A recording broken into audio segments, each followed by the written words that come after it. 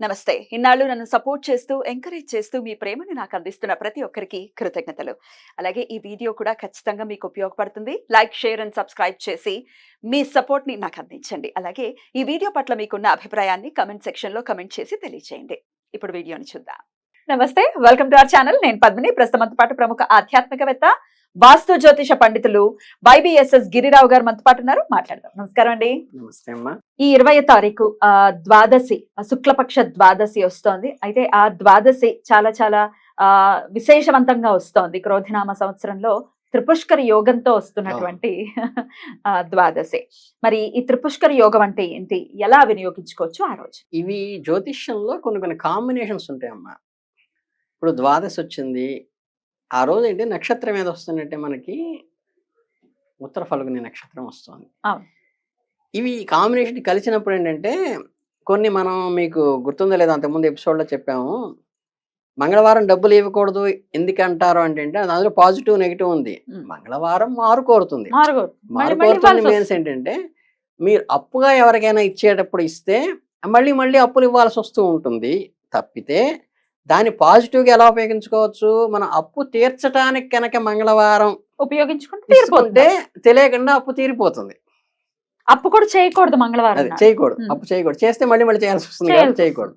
అంటే ఇది ఎలా అయితే చెప్పుకున్నామో ఈ పుష్కర యోగాల్లో ద్విపుష్కర యోగం, త్రిపుష్కర యోగం చెప్పేటప్పుడు అంటే ఆ రోజు ద్వాదశి శనివారము ఉత్తర ఫల్గుని నక్షత్రం వచ్చినప్పుడు ఏమవుతుందంటే ఈ ఉత్తర ఫల్గుని నక్షత్రంలో మనకి ప్రత్యేకంగా చెప్పేదంటే త్రిపుష్కర యోగం మీన్స్ ఏంటంటే మనకి ధార్మికంగా ఏదైతే మనం రిపీటెడ్గా మన లైఫ్లో రావాలనుకున్నట్టే ఖచ్చితంగా 3 సార్లు ఖచ్చితంగా రిపీట్ కావాలి అని ఏదైతే అనుకుంటామో అటువంటి శుభకార్యాలని ఆ రోజు చేసుకోండి. అది సజెషన్. ఇంకోటి వార్నింగ్ ఏంటి, ఏదైతే మన లైఫ్లో మళ్ళీ 3 సార్లు రిపీట్ కాకూడదు అనుకుంటామో అటువంటి చెడు జరగకుండా ఆ రోజు జాగ్రత్త ఒళ్ళు దగ్గర పెట్టుకుని ఉండండి. అంటే ఏంటంటే వాగ్వివాదాలు కానీ, తగాదాలు కానీ, కోర్టు వాయిదాలు కానీ, లేకపోతే సరదాగా ఏంటంటే ఒక్కోసారి ఏంటంటే కర్మ అట్లా తెలియకుండా చేస్తున్నట్టుగా మనకి ఎప్పటి నుంచో తలనొప్పి ఉంటుంది, ఎప్పటి నుంచో ఈ మధ్య కడుపులో నొప్పి వస్తూ ఉంటుంది. మనకేంటంటే తెలిసి తెలియక ఏం చేస్తారంటే ఒకసారి జాగ్రత్తగా చూపిస్తాం, ఈరోజు ఫ్రీగా ఉంది కదా, శనివారం హాలిడే అది అందులో ఏంటి అది కరెక్ట్గా అర్ధరాత్రి 1 గంటకు రాలా మన వచ్చినట్టు. కరెక్ట్ మధ్యాహ్నం 12 దగ్గర రాత్రి 10 దాకా వచ్చింది. అంటే ప్రతి వాళ్ళు ఏ కార్యక్రమాలు చేసుకునేటువంటివి అప్పుడు వెళ్ళి మనం గబుక్కుని చేసామనుకోండి మళ్ళీ వెళ్ళాల్సి వస్తుంది హాస్పిటల్కి. అంటే ఏంటంటే క్రానిక్ గా అవుతుందని కాదు కానీ మళ్ళీ వెళ్ళాల్సిన అవసరం, మళ్ళీ 3 సార్లు వెళ్ళాల్సిన అవసరం వస్తుంది అనేటువంటిది. కాబట్టి ఒకటేమో సజెషను, ఒకటేమో వార్నింగ్. అందుకని ఏంటంటే ఏవి అయితే చెయ్యకూడదో, ఏవైతే మన జీవితంలో రిపీట్ కాకూడదో, ఏవైతే అధార్మిక కార్యక్రమాలు ఉన్నాయో వాటిని పూర్తిగా ఆ టైంలో మధ్యాహ్నం 2 నుంచి రాత్రి 10 దాకా అవాయిడ్ చేసుకోవాలి. 2 నుంచి అండి మధ్యాహ్నం 2 గంటల నుంచి రాత్రి 10 దాకా. ఏదైతే మన లైఫ్ లో రిపీట్ కావాలనుకున్నామో, అంటే మీరు ఆడవాళ్ళు ఉన్నారనుకోండి జనరల్ గా, అంటే నేను ఇష్టపడతారు కదా ఏమనుకోవాలని ఆడపిల్ల తల్లిదండ్రులు చెప్తున్నాను.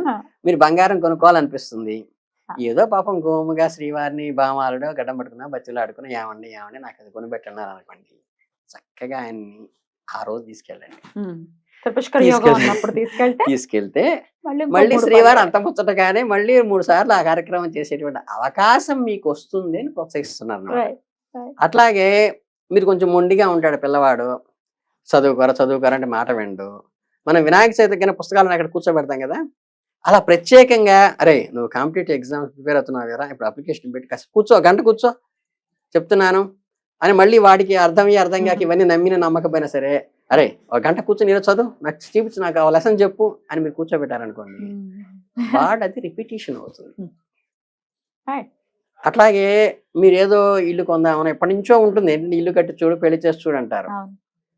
మీరేంటంటే ఆ కార్యక్రమం ఇల్లు కొట్టడానికి ఏదన్నా మనం చేసేటువంటి ఎఫర్ట్ అప్పుడు కనుక ప్రారంభించి చేసి వస్తే ఏంటంటే మళ్ళీ అటువంటి శుభకార్యాలు చేసుకున్న శుభకార్యాలకి ప్రారంభం చెయ్యమని ఆ పుష్కర యోగంలో ప్రత్యేకంగా చెప్పేదంటే మనం లగ్నాల ముహూర్తాలు పెట్టుకుంటాం కదా, ఇది మల్టిప్లై అవుతుంది కాబట్టి క్యాటలిస్ట్ అంటారు. క్యాటలిస్ట్ అంటే ఏంటంటే కెమిస్ట్రీ తెలిసిన వాళ్ళకి తెలుస్తుంది. చర్యలో పాల్గొనదు, చర్యని వేగవంతం చేస్తుంది. ఓ, బా. క్యాటలిస్ట్ అంటారు దాన్ని. మ్హూ. అలాగే ఇదేంటంటే అది ఉధృతంగా వస్తుంది.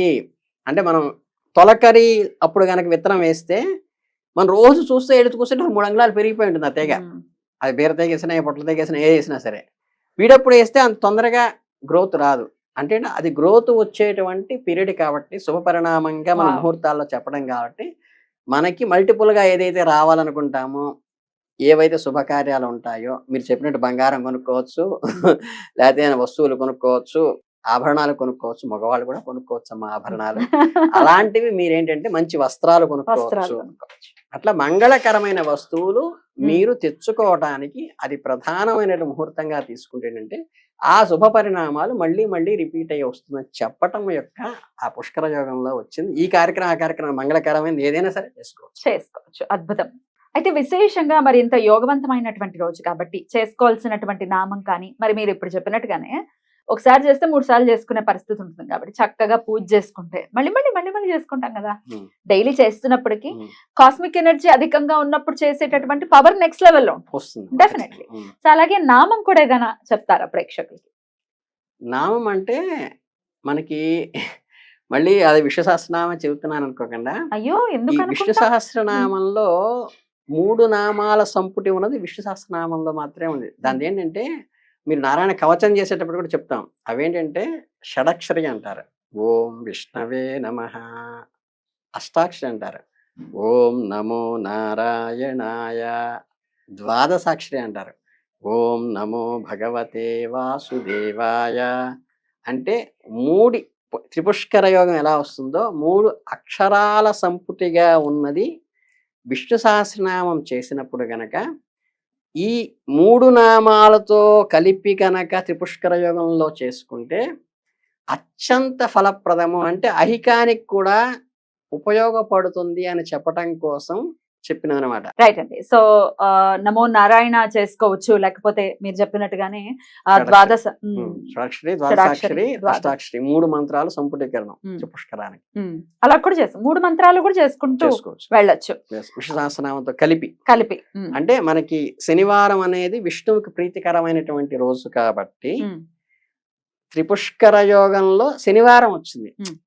మనకేంటంటే ఇక్కడ ఏంటి నక్షత్రం అవుతోంది, అక్కడ తిథి అవుతోంది. అది వస్తే పుష్కరంగా వచ్చేసింది. అది ఏ రోజు వస్తుంది?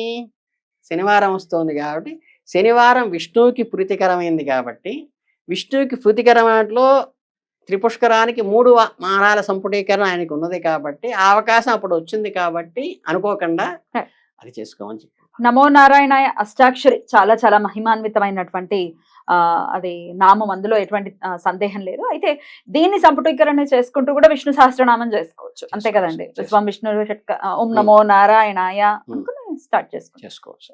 అద్భుతం అండి, చాలా చక్కటి విషయాన్ని తెలియజేశారు. ఇట్లా యోగవంతమైనటువంటి రోజుల్ని ప్రతి ఒక్కరు కూడా వినియోగించుకోవాలి. అంటే మా జీవితాల్లో మార్పులు రావట్లేదండి.